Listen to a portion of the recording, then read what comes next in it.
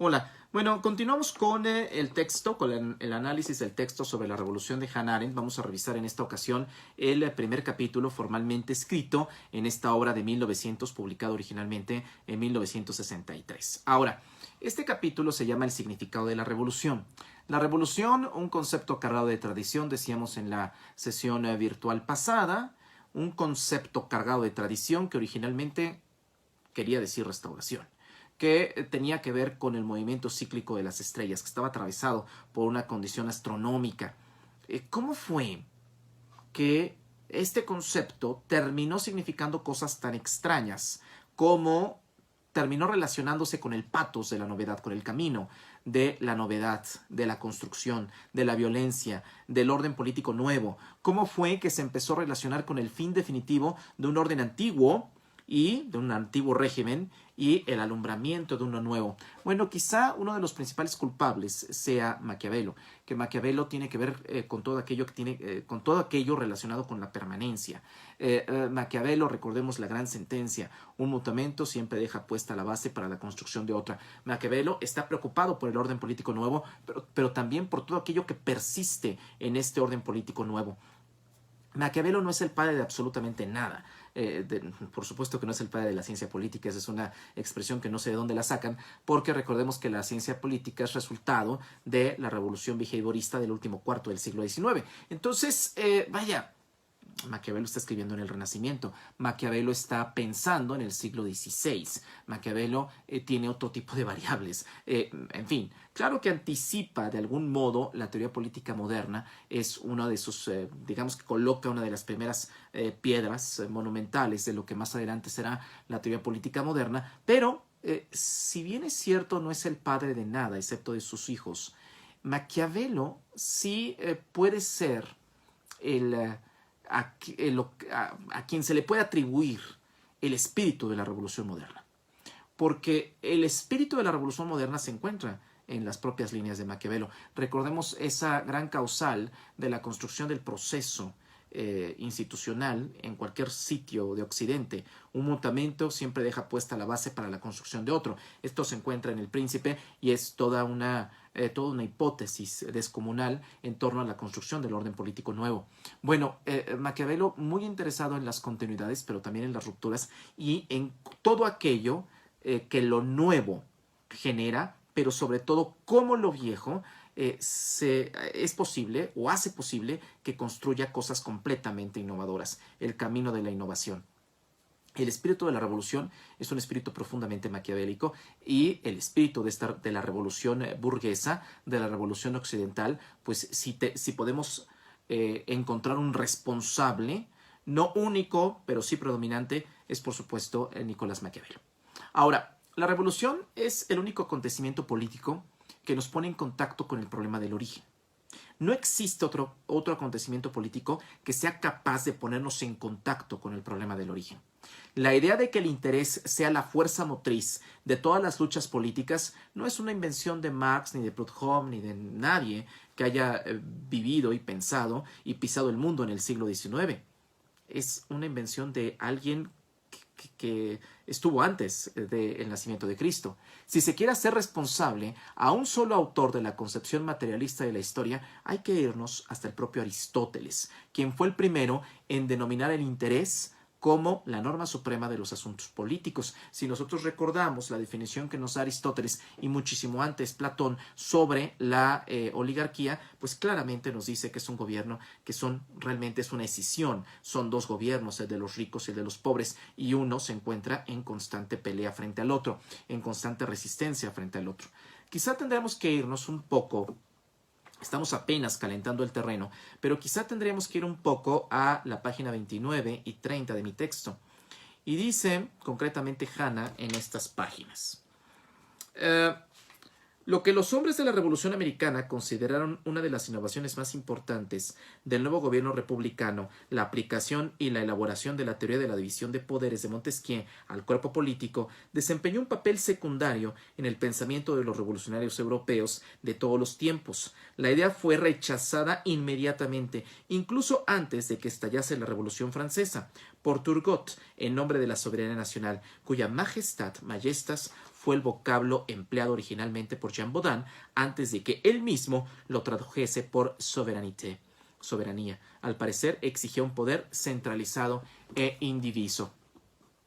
Bastaría recordar a Alexis de Tocqueville en el antiguo régimen, del antiguo régimen a la revolución. Y entonces sabemos que la obra de las revoluciones burguesas, el resultado de las revoluciones burguesas, no fue precisamente la distinción entre poderes, división entre poderes, como le llama Montesquieu, sino esquemas centralizadores. Las revoluciones burguesas generan esquemas centralizadores. Incluso las revoluciones de carácter socialista o proletaria generan centralizaciones. No en la figura de ejecutivo, sino en la figura de premiers de partido. Bueno, ahí está un poco las lecciones del siglo XIX y del siglo XX. Más adelante, en el texto de Hanna de Sobre la Revolución, se van a dividir las revoluciones políticas con respecto a aquellas que piden la libertad.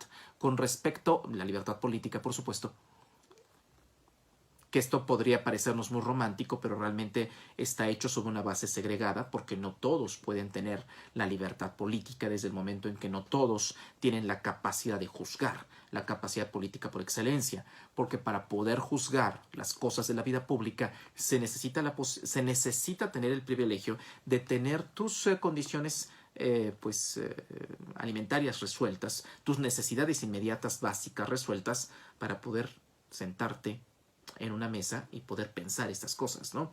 Que de otro modo aquellos con necesidad, con precariedad, con hambre, pues no podrían.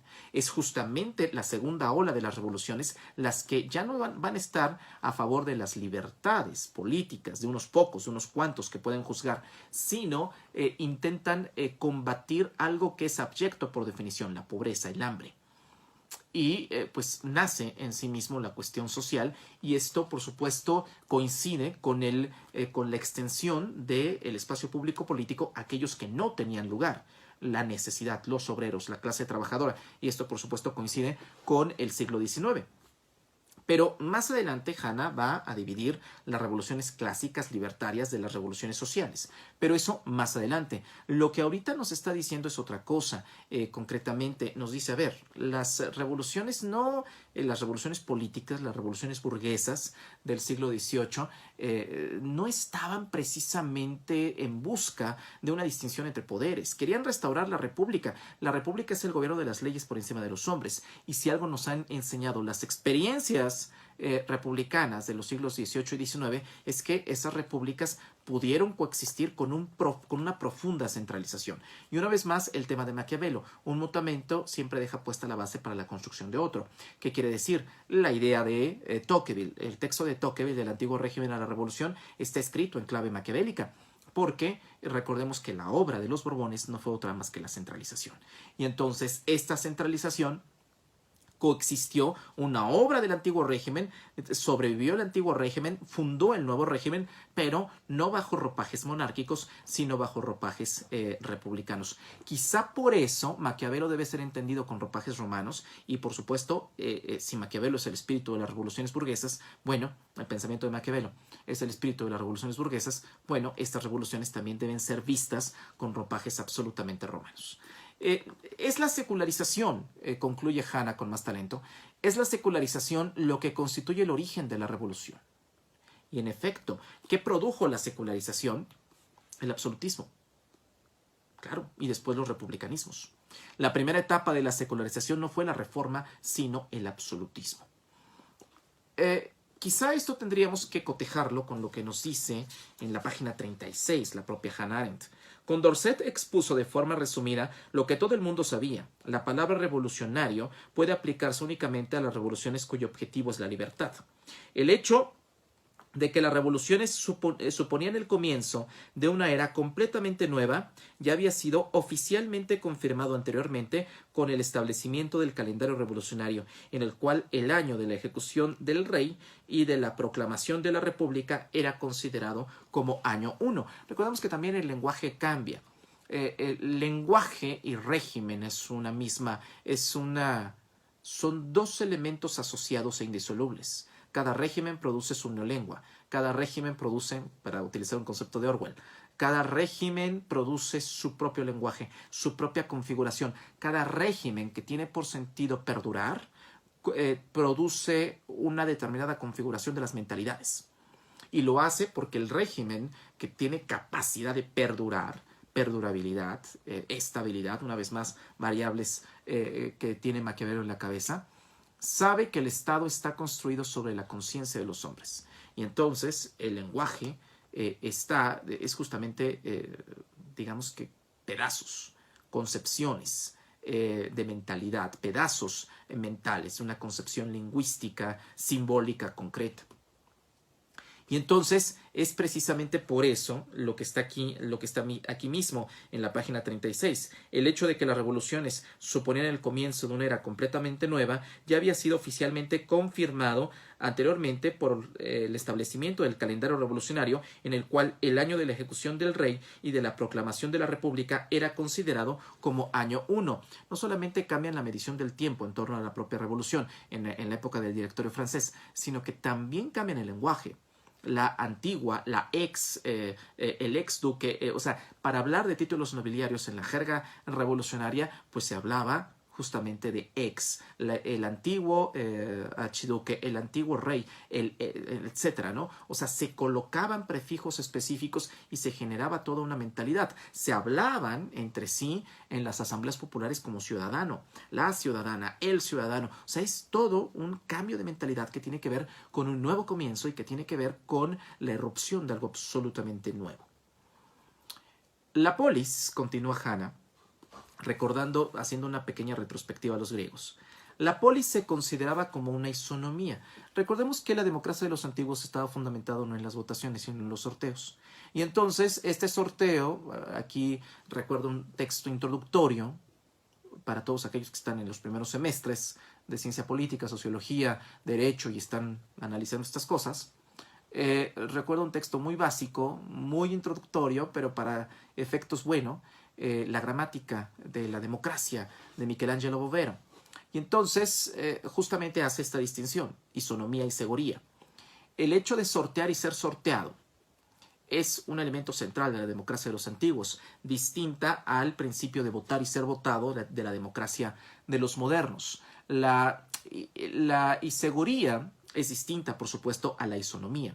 La isegoría supone un triángulo, supone la representación política, supone el hecho de un elemento aristocrático, un elemento oligárquico. O sea, la aristocracia, la isegoría supone una diferenciación entre representantes y representados y por tanto un sesgo aristocrático y oligárquico. Aristocrático porque votamos por aquellos que nos parecen los mejores o los menos peores, que para el caso es lo mismo, y también estos que están postulándose, que están representados, están organizados. Y estos que se están postulando y que están representados representan al pueblo, representan al demos, y este demos puede ser representado porque está ausente. Bueno, ya metí ahí elementos de Carl Schmitt, la crisis del parlamentarismo, teoría de la Constitución, etc. Entonces, esto es justamente lo que nos dice, regresando al texto de Bovero. Bovero hace la diferenciación entre isegoría, esta distorsión entre el mandato imperativo y el plebiscito permanente, e isonomía. La isegoría necesita el sufragio. Sufragio para los griegos tiene una raíz muy interesante, una raíz antidemocrática, una raíz que tiene mucho que ver con las bodas. Eliges a una y discriminas a todas las demás. O sea, eliges a uno y discriminas a todos los demás. O sea, tiene que ver con esta elección como principio de discriminación. Para el caso de los griegos es distinto. Los griegos estaban fundamentados en el sorteo y por tanto en una isonomía. El tribunal de los 500 demos, estaban constituidos por sorteo, lo que quería decir que cualquier ciudadano podía ser parte de estos cuerpos políticos administrativos. Claro, cualquier ciudadano podía ser parte, pero no cualquiera podía ser ciudadano. Lo que cambia y lo que se vuelve completamente revolucionario, a propósito de lo que estábamos comentando, que en la Revolución Francesa y en los tribunales de la época de Robespierre y de la época del terror, pues todos se decían ciudadanos, el ciudadano Robespierre, en fin. El exsecretario Necker de Hacienda y Crédito Público de Luis XVI, en fin. Lo que cambia es que la ciudadanía deja de ser para unos pocos y se convierte potencial y abismalmente para casi todos. Ese es el gran cambio, ese es el gran la gran revolución, no solamente a nivel de conciencias, no solamente a nivel de lenguaje, la gran transformación que vuelve a colocar las bases de un origen, de un comienzo. No solo transforma la ciudadanía, sino genera nuevos principios a partir de los cuales se puede hablar de ciudadanía. Pasamos de el nacer de hombre, de padre ciudadano y de madre libre, es decir, un tema sanguíneo, a algo completamente diferente, a un estatus jurídico que se adquiere por el hecho de ser pueblo. Y entonces la ciudadanía se asocia con la idea de pueblo y a partir de ahí tenemos una gran confusión, porque el pueblo eran los desprotegidos, los miserables, y estos desprotegidos y estos miserables asumen el carácter de empoderamiento, vamos a utilizar una palabra que no me gusta, pero no me queda de otra, asumen un estatus jurídico distinto, asumen un empoderamiento distinto, y este estatus los convierte en participantes. O sea, pasamos del súbdito al ciudadano, y esta gran transformación es una transformación de conciencias, de lenguaje, de concepciones y por supuesto de procedimientos de carácter público-político.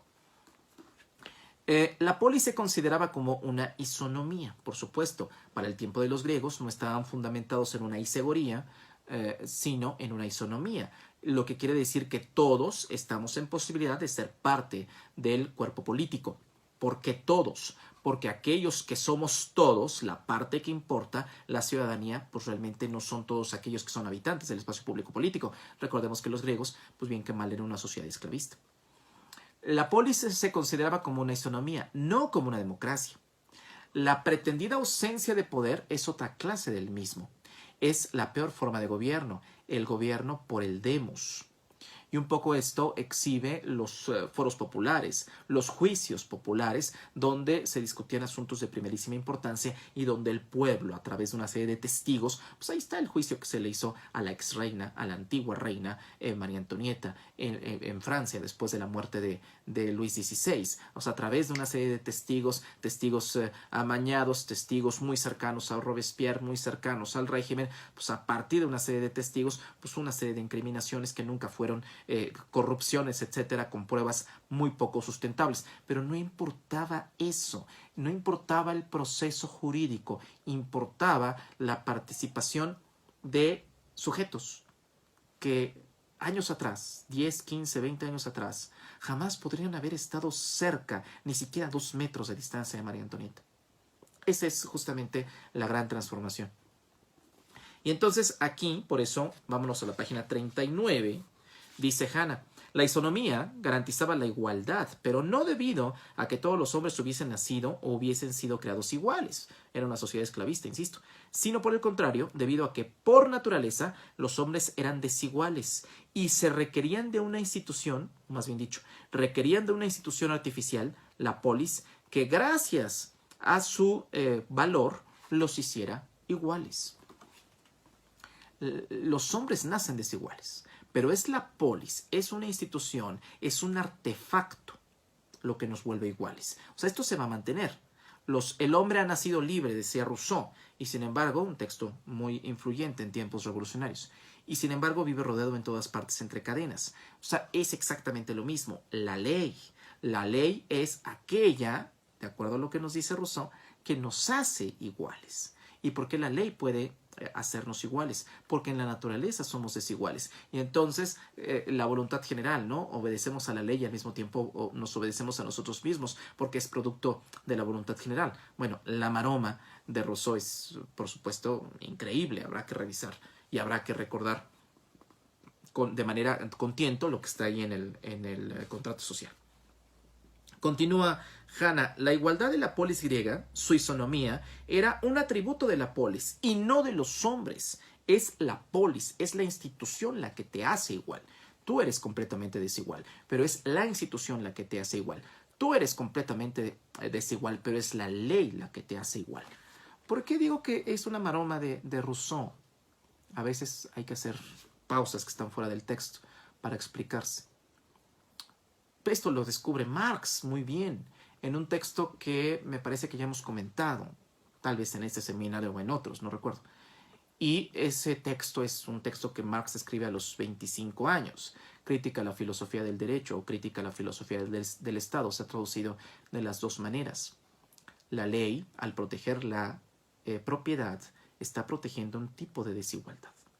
Y entonces la ley está institucionalizando una desigualdad. Y dice Marx, el joven Marx, en ese texto, ¿cómo podemos hablar de justicia cuando realmente estamos partiendo de la base de la protección de una desigualdad que viene originaria no por naturaleza, sino por hurto y por apropiación? Ahí está la reflexión que tiene Marx, y por eso decíamos que obedecer la ley, que nos hace iguales a todos, nos hace al mismo tiempo libres y estar sujetos a la voluntad general, que es la ecuación que intenta resolver el texto del contrato social de Rousseau, pues es una maroma al estilo de la Cuarta Transformación, es una maroma gigantesca. O sea, no tiene ningún sustento, excepto teológico, excepto dogmático.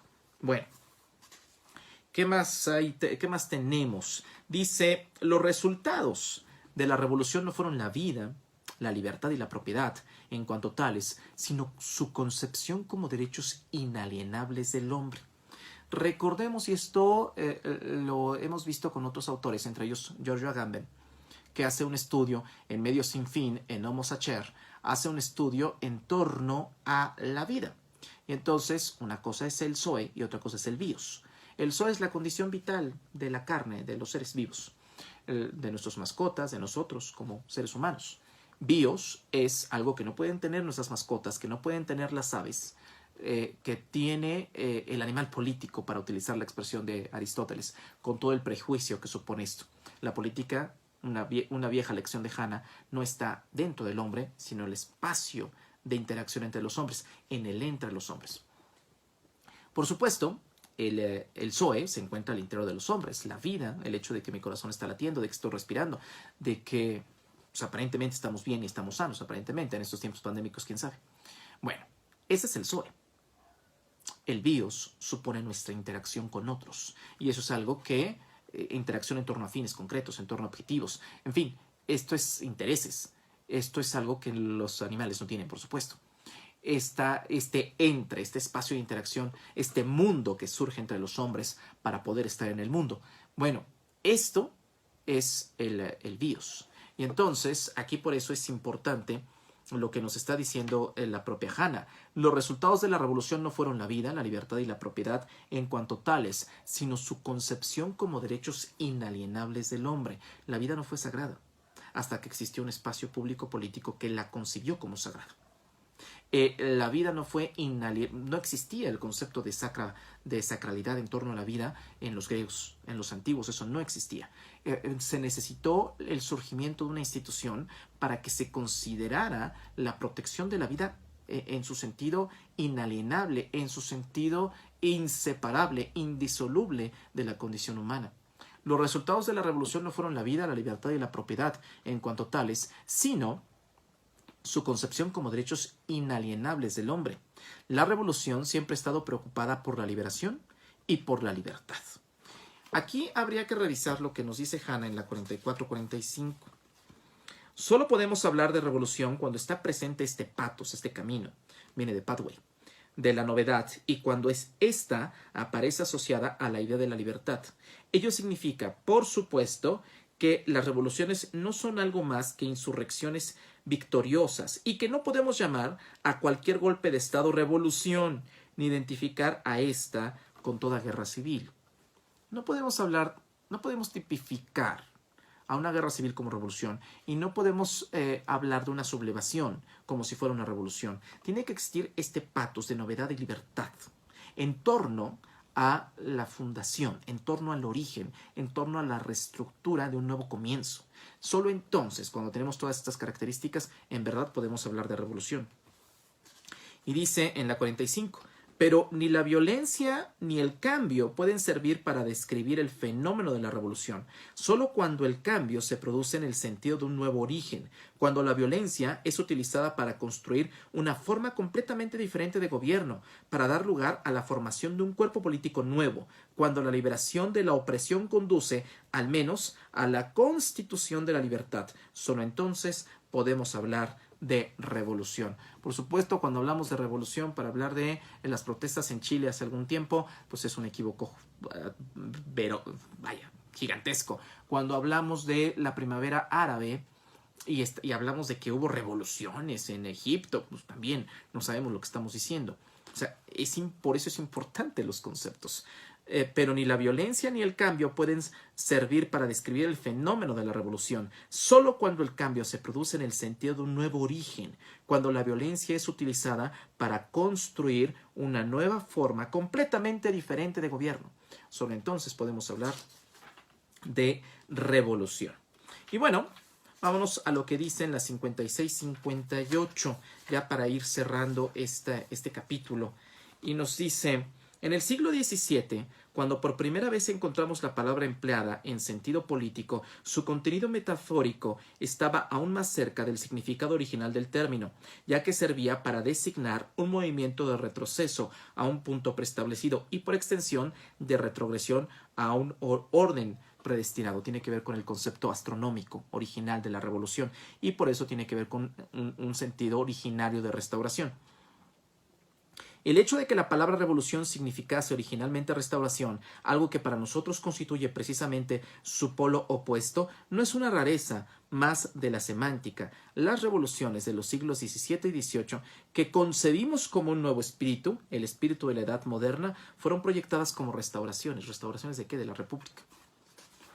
Y finalmente, dice en la 58, debemos dirigir nuestra atención a la Revolución Americana y Francesa y debemos tener en cuenta que ambas estuvieron dirigidas en sus etapas iniciales por hombres que estaban firmemente convencidos de que su papel se limitaba a restaurar un antiguo orden de cosas que había sido perturbado y violado por el despotismo de la monarquía absoluta y por los abusos del gobierno colonial. Esto es prácticamente la tesis de Pocock, un estudio revisionista, el momento maquiavélico y la revolución y la tradición republicana atlántica, que es justamente el tema prácticamente en estas líneas que acabamos de leer de Hanna, pues ahí está la síntesis de lo que Pocock justamente nos está comentando.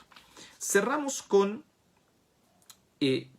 digamos que una idea más importante, y dice, sabemos o creemos saber la fecha exacta en que la palabra revolución se empleó por primera vez, cargando todo el acento sobre la irresistibilidad y sin aludir para nada a un movimiento retrogratorio. La pregunta con la que abrimos esta sesión fue ¿en qué momento pasamos de un concepto astronómico a algo que implicaba nada que ver con el movimiento de retrogresión astronómico en torno a un origen preestablecido, sino algo que implicaba novedad y violencia, algo que implicaba, digamos que la ruptura y la continuidad entre un antiguo orden y el alumbramiento de un orden nuevo? ¿En qué momento ocurrió? Por supuesto, la Revolución Francesa tiene fecha, tiene día, 14 de julio de 1789. Y recordemos la anécdota, ¿no? El famoso diálogo que se produjo entre el rey y su mensajero es muy breve y revelador. Según se dice, el rey exclamó, «C'est une révolte», a lo que Linacourt respondió, «No, c'est une révolution». Esto es una revuelta. No, señor, esto no es una revuelta, esto es una revolución. El movimiento es concebido todavía a imitación del movimiento de las estrellas, pero lo que ahora se subraya es que escapa al poder humano la posibilidad de detenerlo y, por tanto, obedece a sus propias leyes. Este es el último elemento importante, consustancial al tema de la revolución, la concepción moderna de la revolución. Y esto ocurre precisamente el 14 de julio, por colocar una fecha paradigmática, simbólica, 14 de julio de 1789. La irresistibilidad del propio proceso.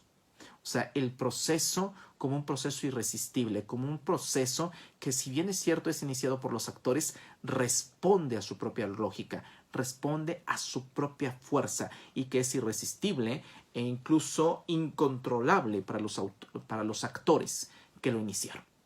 Esto es quizá el elemento más importante de las revoluciones modernas. Y esto, así termina el texto de El significado de la revolución de Hannah Arendt. Quizá por esto mismo, quizá por esta idea de irresistibilidad, Hannah escriba en la página 67, A partir de la Revolución Francesa ha sido corriente interpretar toda insurrección violenta, fuese revolucionaria o contrarrevolucionaria, como la continuación del movimiento iniciado originalmente en 1789, como si las épocas de quietud y restauración no fuesen más que pausas durante las cuales se escondía la corriente para recobrar fuerzas y salir de nuevo a la superficie. En 1830 y 1832, en el 48 y en el 51, en 1871, para mencionar únicamente las fechas más importantes del siglo XIX. Y si es cierto, como dijo Marx, que la Revolución Francesa había sido interpretada con ropaje romano, es igualmente cierto que todas las revoluciones que le sucedieron, incluidas la Revolución de Octubre, fueron interpretadas siguiendo las pautas y las efemérides que condujeron desde el 14 de julio al 9 de Thermidor y al 18 Brumario. Quizá por eso Proudhon tenga la expresión de revolución en permanence, revolución en permanencia, y con ella la noción de que nunca han existido varias revoluciones, que solo hay una revolución idéntica a sí misma y perpetua. Sin embargo, esta revolución se va a reinventar y de la revolución política, que es la que estamos definiendo, que tiene por sentido la construcción de un orden político nuevo, de una forma de gobierno completamente distinta en torno a un nuevo comienzo y que nos conecta con la idea del origen y que es irresistible y todo lo que hemos dicho. Bueno, esta revolución va a reinventarse a sí misma y va a tener otros contenidos de carácter social. Pero eso, por supuesto, va a ser abordado en la próxima sesión, el próximo lunes. Pórtense bien, gracias por su atención.